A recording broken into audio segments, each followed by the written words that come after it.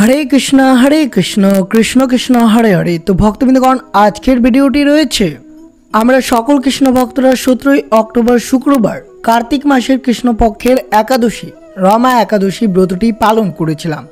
रमा एकादशीर परवर्ती एकादशीर नाम कि, এই एकादशी व्रत पालन आपनारा कबे करबेन? अर्थात रमा एकादशीर परवर्ती एकादशीर नाम हच्छे उन्थान एकादशी।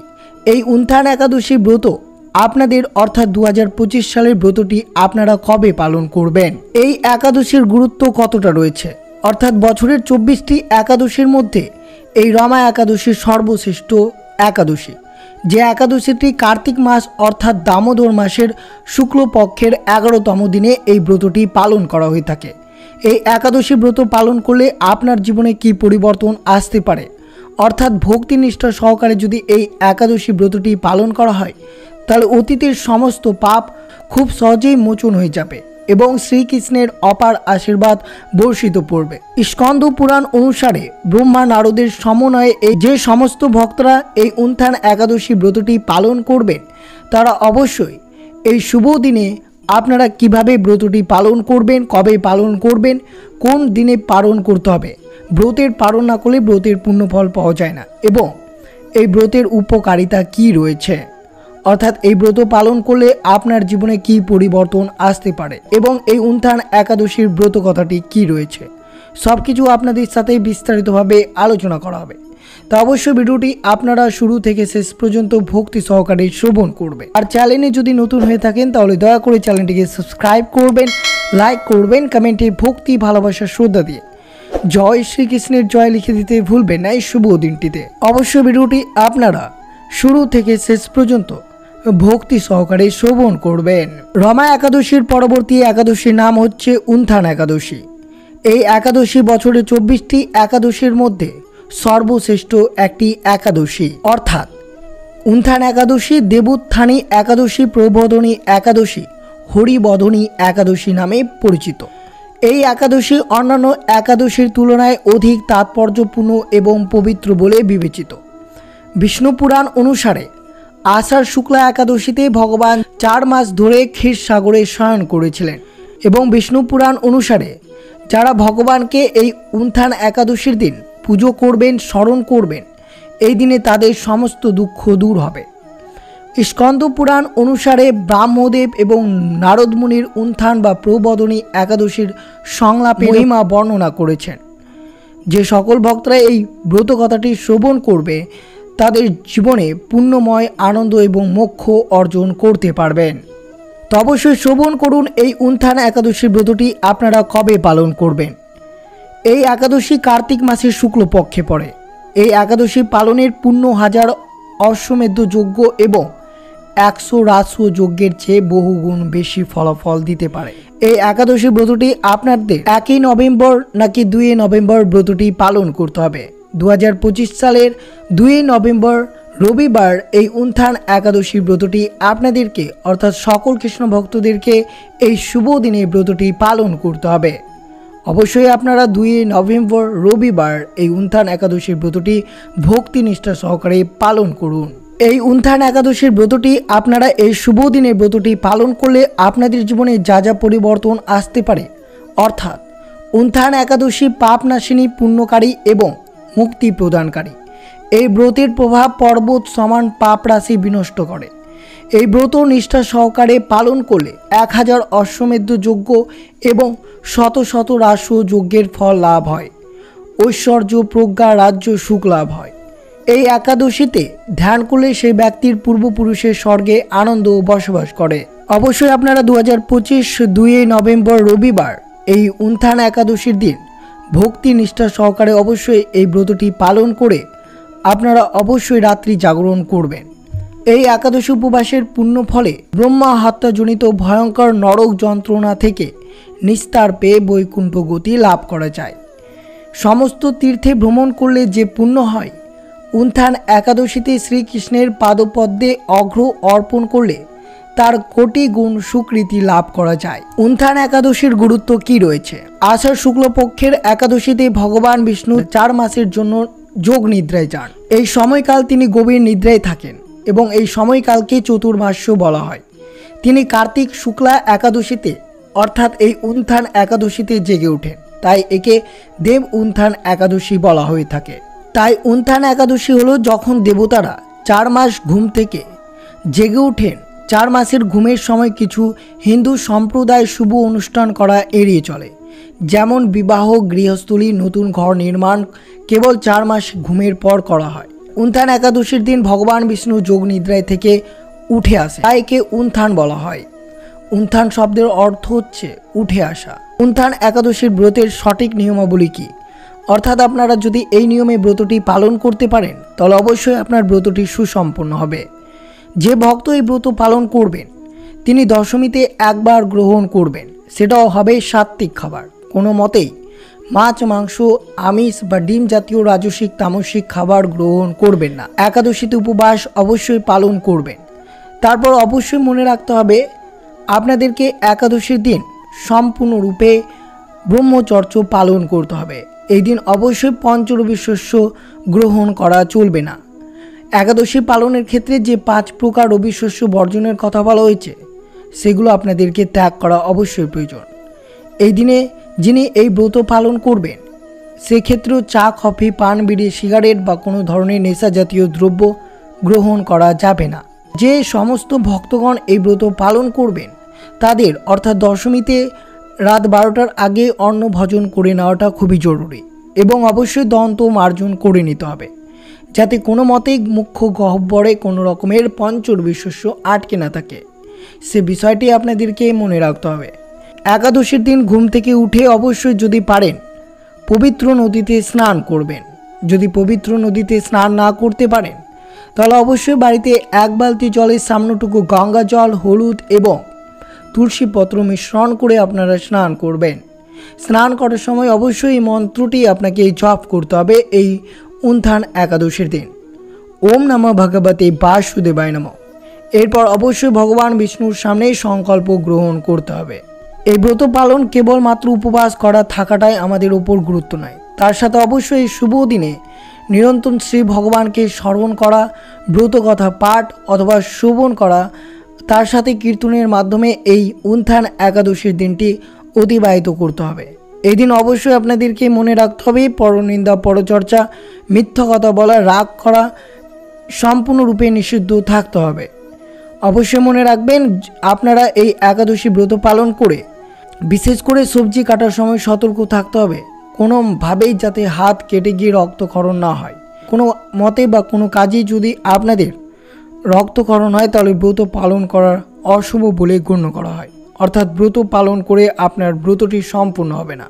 তাই বিশেষ সতর্কতার মাধ্যমে এই উত্থান একাদশী ব্রতটি পালন করতে হবে। একাদশী ব্রত পালন করে আপনারা বিশেষ করে মনে রাখবেন শরীরে কোনো ধরনের সুগন্ধি ব্যবহার করবেন না, যেমন ধরুন তেল, শ্যাম্পু, সাবান এইগুলো বর্জন করতে হবে। এছাড়াও এই একাদশী ব্রত পালন করে চুল, দাড়ি, নখ কাটা যাবে না, এই বিষয়টি মনে রাখতে হবে। একাদশীর দিন অবশ্যই পুজোর জন্য আপনারা কিভাবে পুজো অর্চনা করবেন এই বিষয়টি আপনাদেরকে শ্রবণ করা অত্যন্ত প্রয়োজনীয়। একাদশীর দিন অবশ্যই আপনাদেরকে ব্রহ্মা মুহূর্তে ঘুম থেকে উঠে স্নান করে শুচি শুদ্ধ হয়ে অবশ্যই হলুদ বস্ত্র পরিধান করবেন। এরপর অবশ্যই প্রথমে সূর্যদেবকে অগ্র নিবেদন করবেন। বিশেষ করে মনে রাখবেন এই একাদশী চলমান তুলসী তলায় কিছুতেই জল অর্পণ করবেন না, কারণ ভগবান বিষ্ণুর জন্য শ্রীমতী তুলসী দেবী এই দিন নির্জলা একাদশী ব্রত পালন করেন। তাই বিশেষ করে সতর্কতার মাধ্যমে এই দিনটি অতিবাহিত করতে হবে। এরপর অবশ্যই আপনার ঠাকুর ঘর বা মন্দিরটি অবশ্যই পরিষ্কার পরিচ্ছন্ন করবেন, যাতে কোথাও আবর্জনা বা ময়লা না জমে থাকে। এরপর অবশ্যই ঠাকুর ঘরের ভগবান বিষ্ণু এবং মাতা দেবী লক্ষ্মীর অবশ্যই মূর্তিতে গঙ্গা জল অবশ্যই ছিটিয়ে দেবেন। এরপর অবশ্যই বিশেষ করে মনে রাখবেন পুজোর জন্য আপনাকে অবশ্যই যা যা সংগ্রহ করতে হবে তা হচ্ছে অবশ্যই ভগবান বিষ্ণু এবং মাতা দেবী লক্ষ্মীর অবশ্যই মূর্তি স্থাপন করবেন। যদি মূর্তি না থেকে থাকে তাহলে অবশ্যই আপনারা ছবি ব্যবহার করতে পারেন।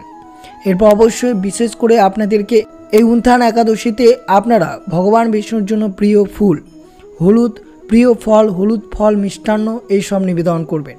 যদি আপনারা পায়েস নিবেদন করতে পারেন তা অত্যন্ত শুভ হতে পারে, কিন্তু বিশেষ করে মনে রাখতে হবে ভগবান বিষ্ণুর নৈবেদ্য অবশ্যই তুলসী পত্র নিবেদন করবেন, নইলে পুজোটি অসম্পূর্ণ রয়ে যাবে। তাই বিশেষ করে এই বিষয়টি আপনাদেরকে মনে রাখতে হবে। এরপর অবশ্যই ভগবান বিষ্ণুর সামনে একটি ঘিয়ের প্রদীপ প্রজ্বলন করবেন। এটি অবশ্যই একাদশীর দিন সবচেয়ে গুরুত্বপূর্ণ কাজ। এবং সন্ধ্যার সময় আপনারা তুলসী তলায় এবং ভগবান বিষ্ণুর সামনে অবশ্যই একটি ঘিয়ের প্রদীপ প্রজ্বলন করবে। পুজো শেষ হয়ে গেলে অবশ্যই উত্থান একাদশীর ব্রতকথাটি পাঠ করতে হবে এবং অবশ্যই পুজোর শেষে ভগবান বিষ্ণুর সহস্র নাম বা ভগবান বিষ্ণুর এই মহামন্ত্রটি 108 বার জপ করবেন এই শুভ দিনে। ওম নমো ভগবতে বাসুদেবায় নমঃ। অবশ্যই উত্থান একাদশী ব্রত পালন করে আপনাদেরকে এই মন্ত্রটি 108 বার জপ করতে হবে এই শুভ দিনে।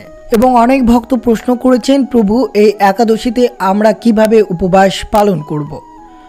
যে সকল ভক্তরা মনে করছেন নির্জলা একাদশী ব্রত পালন করবেন তারা অবশ্যই 24 ঘন্টা সম্পূর্ণরূপে ফল এবং জল ছাড়াই ব্রতটি সম্পূর্ণ করতে হবে। এবং যে সকল ভক্তের স্বাস্থ্য সমস্যা রয়েছেন বা যারা ওষুধ গ্রহণ করছেন তাদেরকে মনে রাখতে হবে পঞ্চরবি শস্য বাদ দিয়ে আপনারা অবশ্যই পুজোর পর ফল বা জল গ্রহণ করতে পারেন, কিন্তু বিশেষ করে মনে রাখতে হবে একাদশীতে পঞ্চরবি শস্য গ্রহণ করা যাবে না। এছাড়াও মনে রাখতে হবে ভাত, শস্যদানা, মধু, আমিষ খাবার এইসব সম্পূর্ণরূপে এড়িয়ে চলতে হবে। এই দিনে তেল মাখবেন না, এটি অবশ্যই বিশেষ করে আপনাদেরকে মনে রাখতে হবে। যারা আংশিক উপবাস করবেন তারা ফল এবং দুধ খেতে পারেন। যদি পারেন এই উত্থান একাদশীর দিন অবশ্যই সারা রাত জেগে ভগবান বিষ্ণুর নাম, ব্রতকথা পাঠ বা কীর্তন এই সমস্ত কিছু করতে পারেন এই শুভ দিনে। তা অবশ্যই আপনারা 2025 সালের 2 নভেম্বর রবিবার এই উত্থান একাদশীর ব্রতটি ভক্তি সহকারে পালন করুন এবং পরের দিন অর্থাৎ 3 নভেম্বর সোমবার আপনাদেরকে ব্রতের পালন করতে হবে। যদি ব্রতের পালন না করেন তাহলে ব্রতের কোনো পূর্ণ ফলাফল পাওয়া যায় না।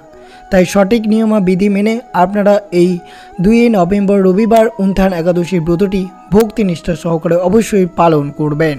আর অবশ্যই আজকের দিনে আপনাদেরকে শ্রবণ করতে হবে এই উত্থান একাদশীর ব্রতকথাটি, যেটি শ্রবণ না করলে ব্রতের কোনো পূর্ণ ফলাফল পাওয়া যায় না। তা অবশ্যই ভক্তি সহকারে শ্রবণ করুন। কার্তিক মাসের শুক্লপক্ষের একাদশীর মাহাত্ম্য স্কন্দ পুরাণে ব্রহ্মা নারদ সংবাদে বর্ণিত আছে। মহারাজ যুধিষ্ঠির বললেন, হে পুরুষোত্তম, কার্তিক মাসের শুক্লপক্ষের একাদশীর নাম আমার কাছে কৃপা করে বর্ণনা করুন। শ্রীকৃষ্ণ বললেন, হে রাজন, কার্তিক মাসের শুক্লপক্ষের একাদশী উত্থান বা প্রবোধনী নামে খ্যাত। প্রজাপতি ব্রহ্মা পূর্বে নারদের কাছে এই একাদশীর মহিমা কীর্তন করেছিলেন। এখন তুমি আমার কাছে সেই কথা শ্রবণ করো। দেবর্ষি নারদ প্রজাপতি ব্রহ্মাকে বললেন, হে মহাত্মা, যে একাদশীতে ভগবান শ্রী গোবিন্দ শয়ন থেকে জেগে ওঠেন সেই প্রবোধনী বা উত্থান একাদশীর মহিমা আমার কাছে সবিস্তারে বর্ণনা করুন। ব্রহ্মা বললেন, হে নারদ, উত্থান একাদশী যথার্থভাবে পাপনাশিনী, পুণ্যবর্ধিনী ও মুক্তপ্রদায়ী।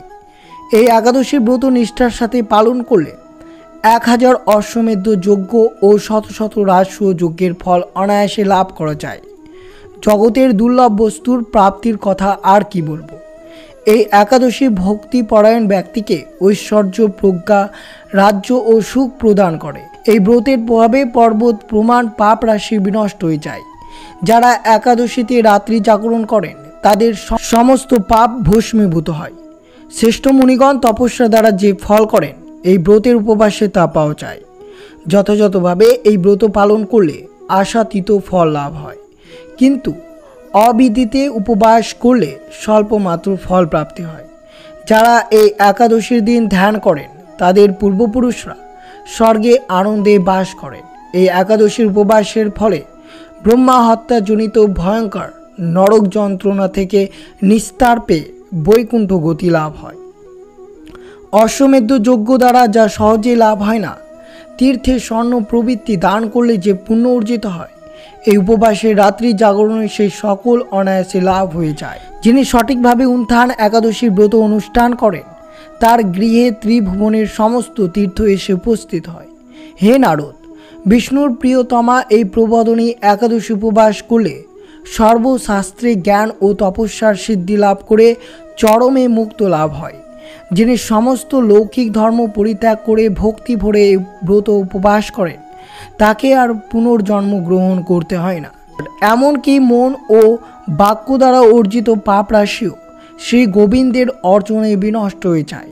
হে বৎস, এই ব্রত শ্রদ্ধা সহকারে শ্রী জনার্দনের উদ্দেশ্যে স্নান, দান, জপ, কীর্তন, হোমাদি করলে অক্ষয় লাভ হয়। যারা উপবাসের দিন শ্রীহরির প্রতি ভক্তিভাবে দিন যাপন করেন তাদের পক্ষে জগতের দুর্লভ বলে আর কিছু নেই। চন্দ্র সূর্যগ্রহণে স্নান করলে যে পুণ্য হয়, এই উপবাসে রাত্রি জাগরণ করে তার সহস্র গুণ সুকৃতি লাভ হয়। তীর্থে স্নান, দান, জপ, হোম, ধ্যান আদির ফলে যে পুণ্য সঞ্চিত হয়, উত্থান একাদশী না করলে সে সমস্ত নিষ্ফল হয়ে যায়। হে নারদ, শ্রী হরিবাসরে শ্রী জনার্দনের পুজো বিশেষ ভক্তি সহকারে করবে, শত অর্জিত জন্ম পাপ সম্পূর্ণ বিফলে যাবে।